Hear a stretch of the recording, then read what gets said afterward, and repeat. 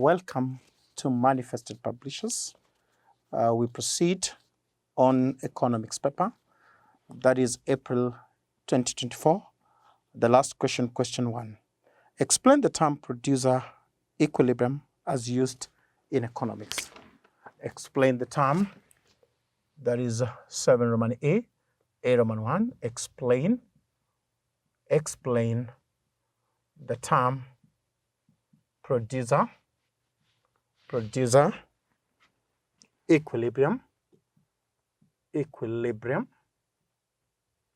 as used in economics.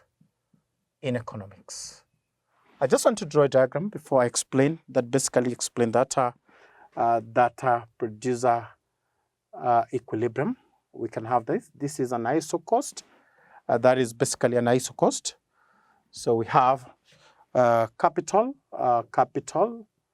and we have labor, and we have labor. This is an isocost. So AB is an isocost line. Then we draw an isoquant, not indifference curve, but isoquant.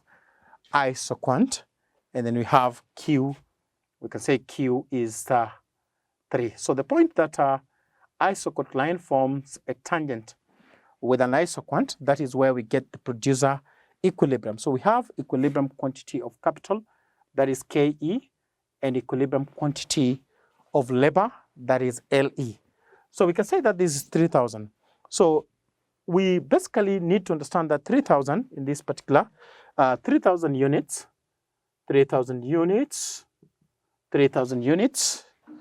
is the level of output, is the level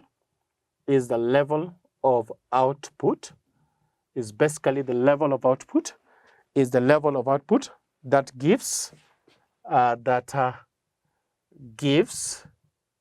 basically gives the firm the maximum. We call it the maximum profit. Gives the firm basically the maximum profit. So what is producer's equilibrium? Refers to the level of output. Basically, we say producer equilibrium is therefore the firm, we say the firm's, is therefore the firm's level of output, is the firm's level of output, Producer equilibrium is therefore the firm's level of output, which gives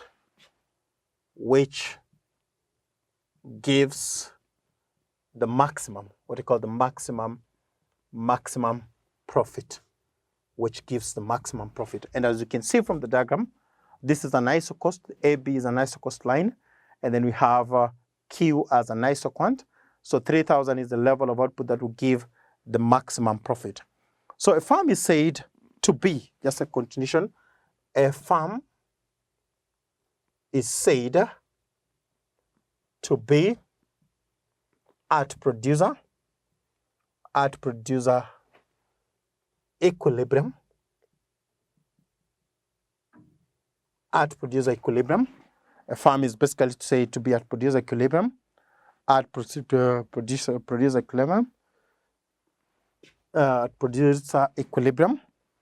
if there is no scope, if scope is intention, if there is no scope of increasing, we say scope of increasing, the scope of increasing the profit, or reducing the scope of increasing profit, or reducing the loss, the scope of increasing the profit, or reducing the loss, by changing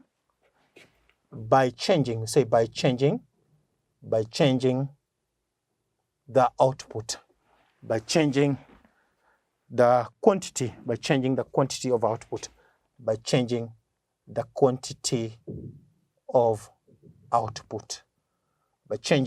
quantity of output. So if you look at that question, That's question particularly tackling 2 marks, but it's expounded fully. That is the diagram. So at 3,000, that is where we have producer equilibrium.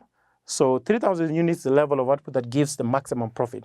But you say producer equilibrium is therefore the farm's level of output which gives the maximum profit, that basically gives the maximum profit. And you say that when a farm is basically at a producer equilibrium, the farm has no scope of either increasing profit or reducing the loss by changing the quantity of output, by changing the quantity of the output. That is how we particularly go through that question. We pick it on the next question, that is question 7, A, Roman B. So the question says, highlight assumptions of the producer surplus. Highlight assumption, that is Roman 2. Highlight the assumptions, what do you call the assumptions of a producer surplus. Highlight the assumptions of a producer surplus. So before we highlight assumptions of a producer surplus, it is very important to understand what we basically mean by a producer surplus. When you talk about a producer surplus, we basically say that there is a difference between the amount the producer is willing to supply good for and the amount that they actually receive when they make the trade, which in most cases we say is an additional benefit, because you realize that what they receive is more than the minimum that they're willing to supply the goods for. So that is actually a benefit. So if you're to draw, that is not of essence, but you can particularly have questions that will tell you to define a producer surplus and draw the diagram. But for this particular question, it has simply asked on highlight 5 assumptions of the producer surplus. When you look at those assumptions, one, we talk about producer is assumed to be rational. Basically, a consumer is aiming to maximize profit, and we know that we maximize profit where MR is equals to MC. So we say number 1, producer. One, we say producer is assumed to be rational, i.e. we say aim to maximize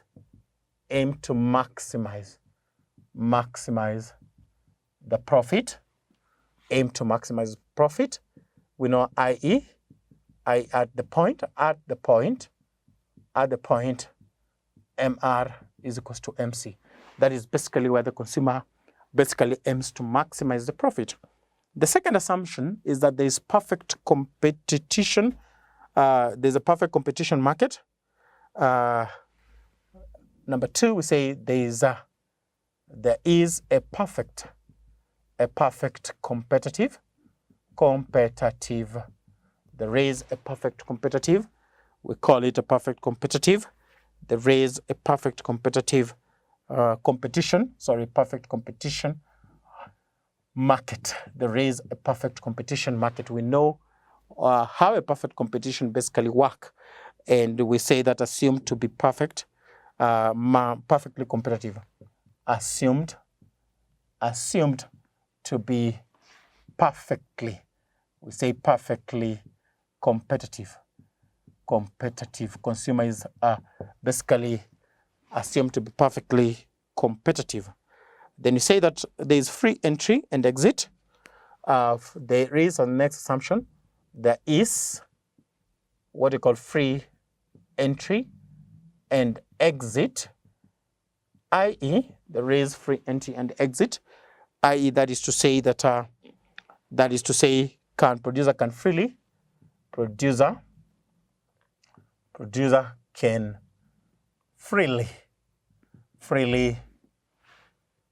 enter and exit. Can freely enter and exit as the third assumption. The fourth assumption, basically, we say there is no externalities. There is no externalities as the next assumption.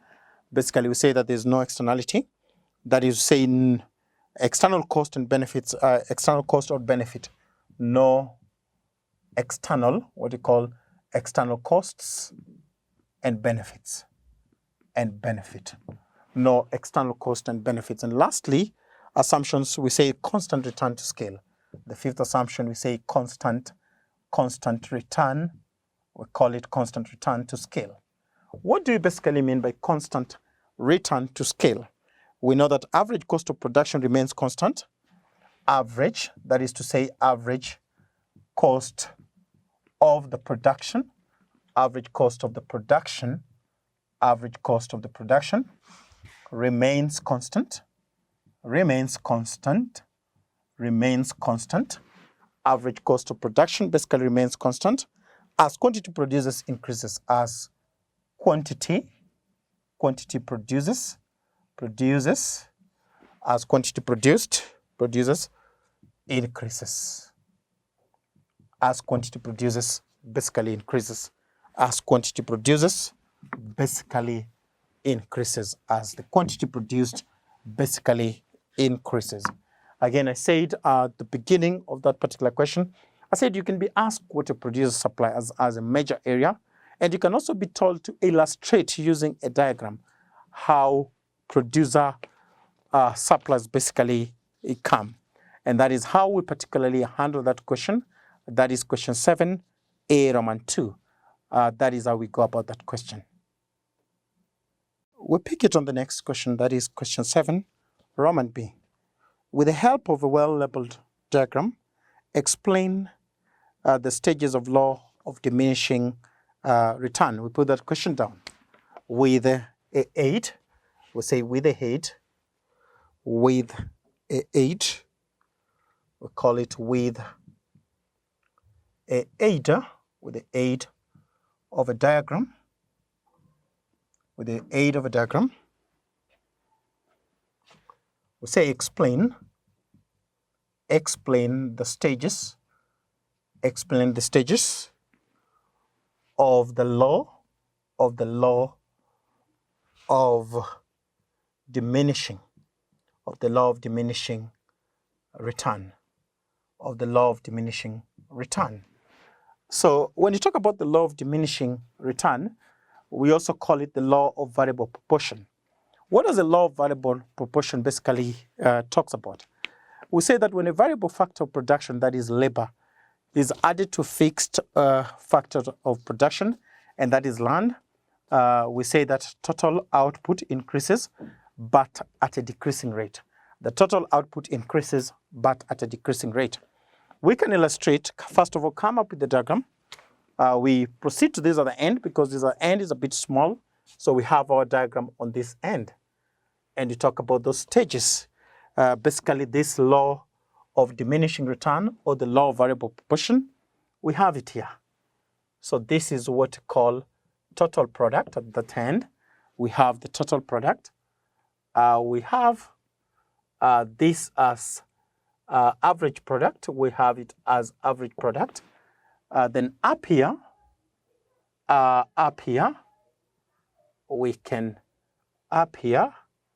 we have what we call the marginal product. So on this other end, we have total product, marginal product, and average product. And down there, we have quantity. We have the quantity. We illustrate on that point. At that point, we illustrate. So we have what we call stage 1 on this day, stage 1. We have stage 2. And finally, we have stage 3 on this other end. We have stage 1. This is stage 2. And this is stage 3. So basically, when you talk about the law of variable proportion, the diagram is this. And the diagram is basically divided into 3. So we have the first stage. We call it increasing, what we call increasing returns. Increasing returns. So on basically increasing return, we are saying that when a variable factor is added, and the variable factor is labor, is added to a fixed factor of production, which is land, total product increase but at a decreasing rate.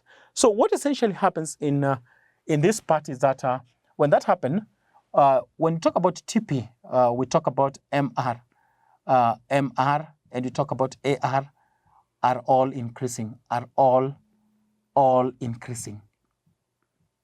All of them are increasing. All of them are basically increasing.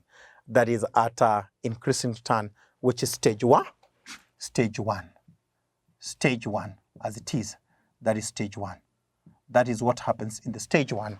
That TP, MR, and AR are all increasing when a variable factor is added to a fixed factor production, which is land. We have the TP, we have the MR, and AR all increasing. Stage two, we call it a constant return.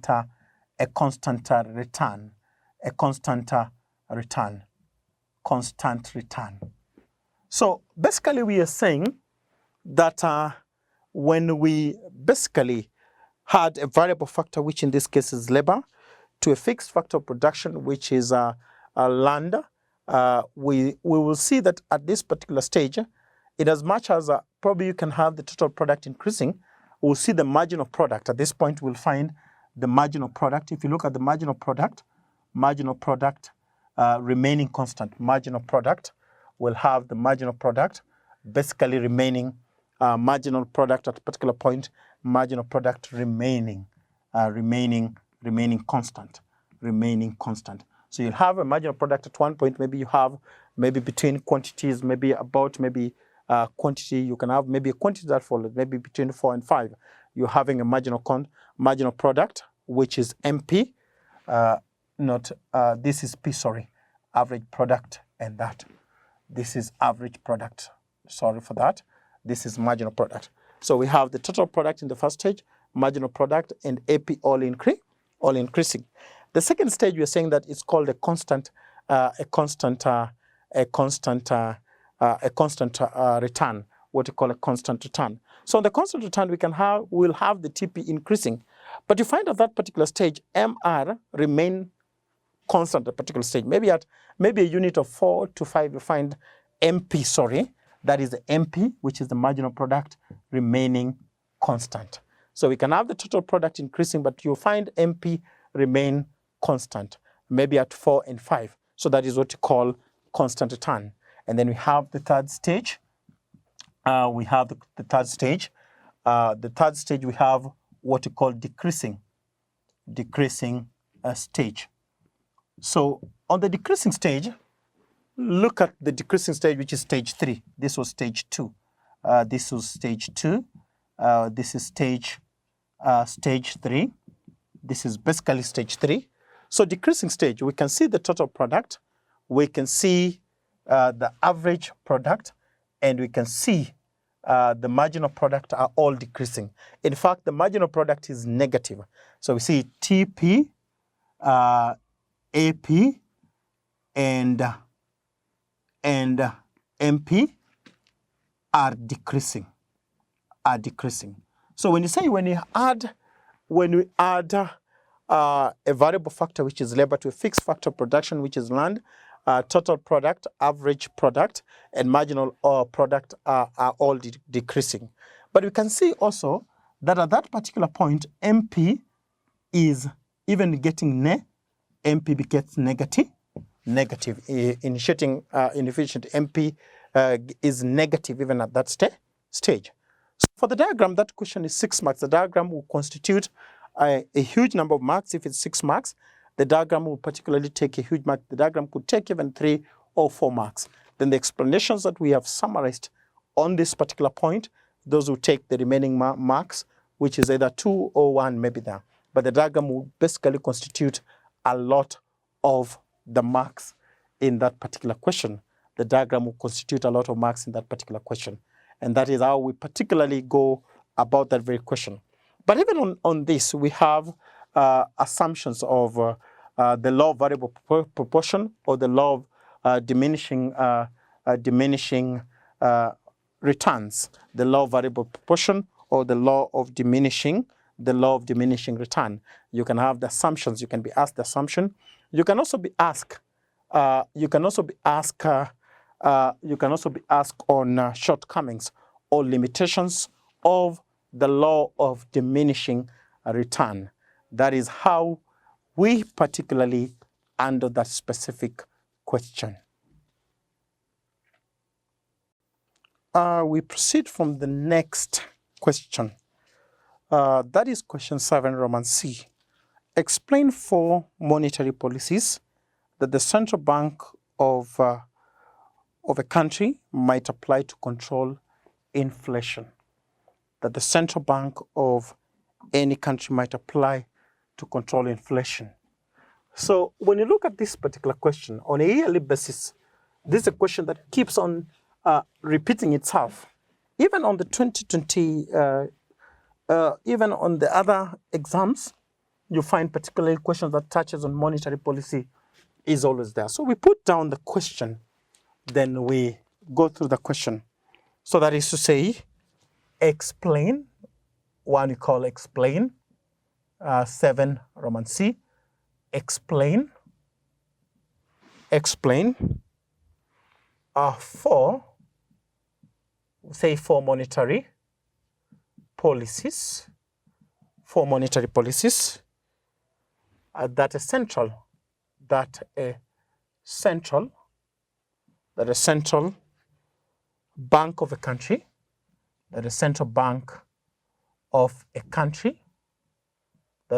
bank of a country, might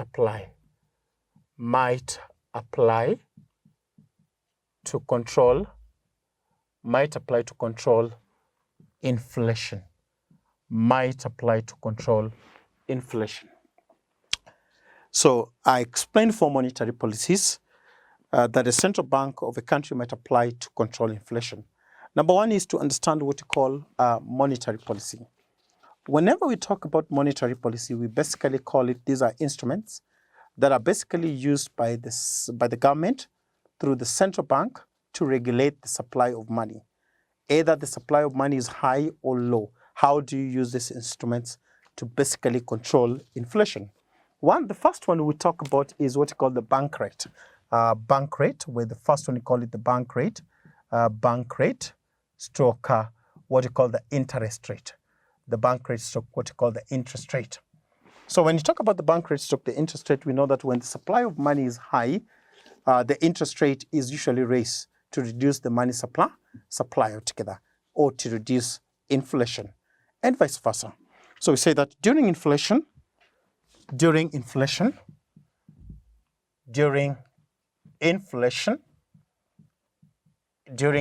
stroke high supply of money,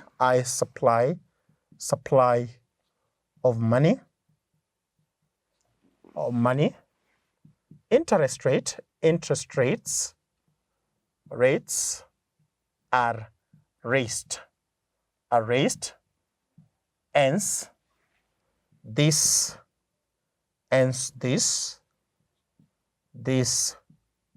will control inflation. Hence this will control inflation. Stroke reduces the supply, high supply of money.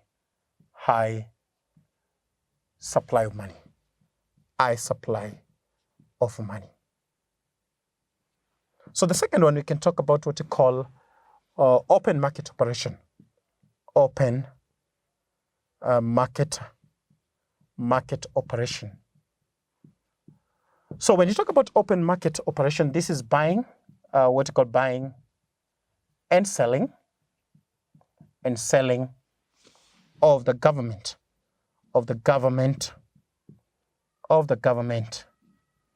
security. Buying and selling of the government security. And particularly when you talk about the buying and selling of the government security, we're talking about T-bonds and treasury bills and bonds. So we basically know that when there's a high supply of money, that is when there's inflation, the government will basically sell security to the public to reduce the flow of money. So we say that during inflation, the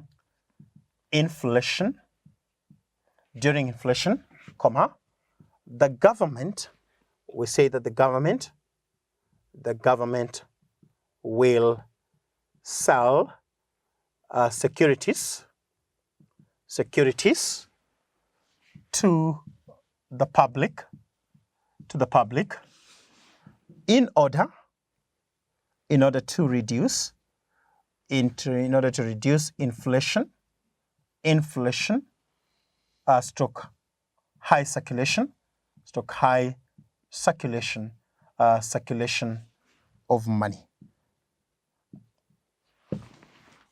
Stroke high circulation of money. So we have number 3, what we call compulsory deposit. Compulsory deposit, stroke reserve requirement. What we call reserve requirement. Compulsory deposit stroke what we call the reserve requirement. Whenever we talk about the reserve requirement stroke the compulsory deposit, we basically mean that all the commercial banks must hold a reserve with the central bank of any country. And we're basically saying that when there is inflation or when there is high circulation of money in the economy, what the banks or the government in relation to the central bank basically do is that they increase the compulsory ratio or the reserve requirement to make sure that most of the money are with the CBK.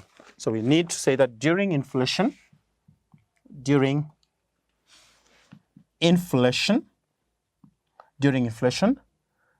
government through the CBK or the central bank of any country will increase the reserve stroke what you call the compulsory ratio, compulsory deposit, not ratio but compulsory deposit to ensure there is no high circulation. There's no high circulation of money to the public. There's no high circulation of money to the public. There's basically no high circulation of money to the public. And there's no high circulation of money to the public.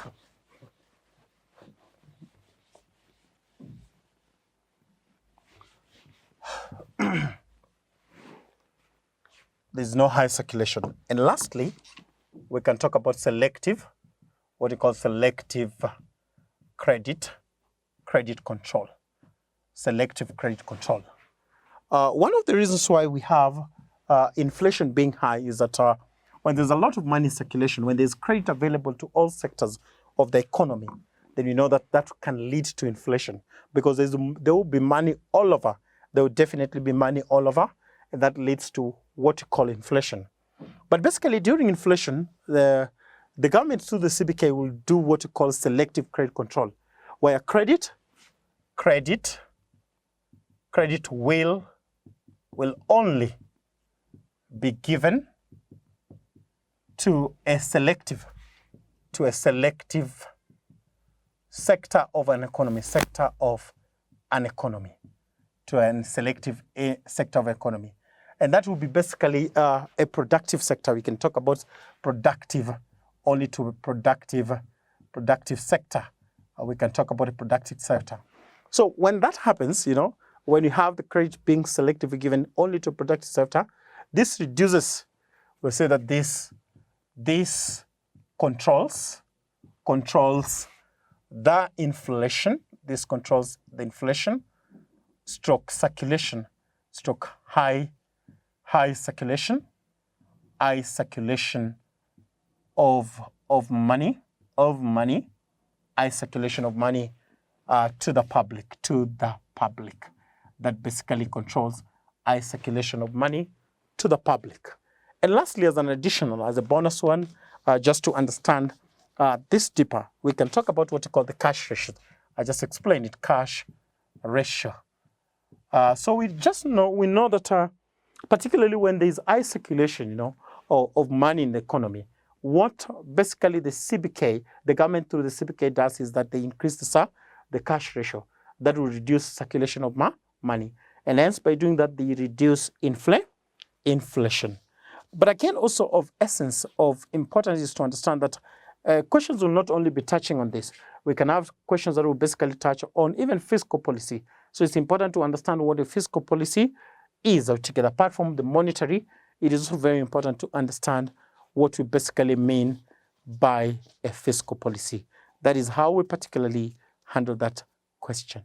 We'll pick it on the last question.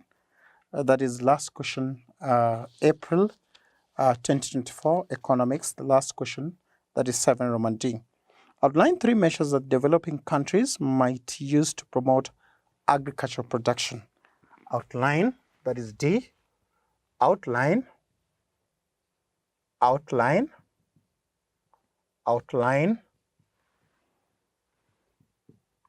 what we call 3 measures that developing what we call developing countries might use to promote agricultural production,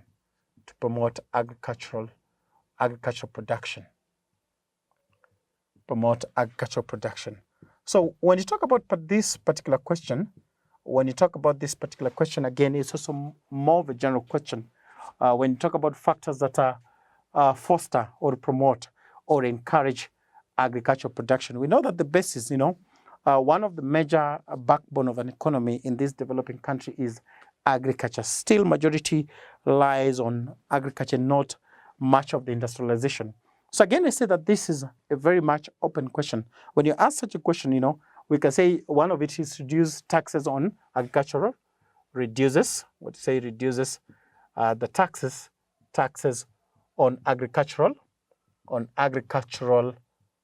input. So you make agricultural input, and this encourages production. Then you say adopting an irrigation scheme, adopting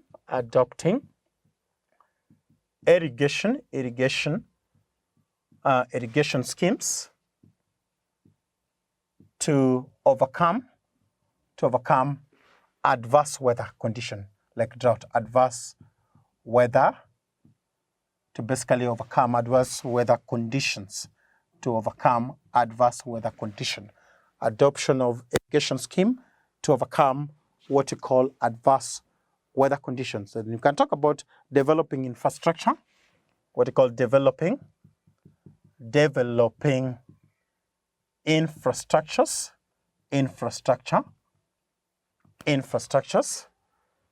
in the developing countries. I explain particularly this. Why is infrastructure very important? Some of the challenges and why we have not spurred agricultural production in developing countries because of infrastructure. You find the roads, particularly the roads from the industry to the markets, are not very poor. So with that, there are delays in terms of exportation and that. So when you develop infrastructure, that in turn promotes what you call agricultural production. But I say that this is more of a general question. We can talk about a number of things.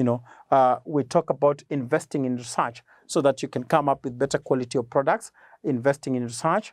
Again, we can also give loans to entrepreneurs, loans to entrepreneurs for those that actually wants to engage in farming massively. The government can offer loans to such. But again, also research is also very important into coming up with better qualities of products in order to invest in. That is how we particularly touch on that very question. That is question 7D, and that marks the end of that paper.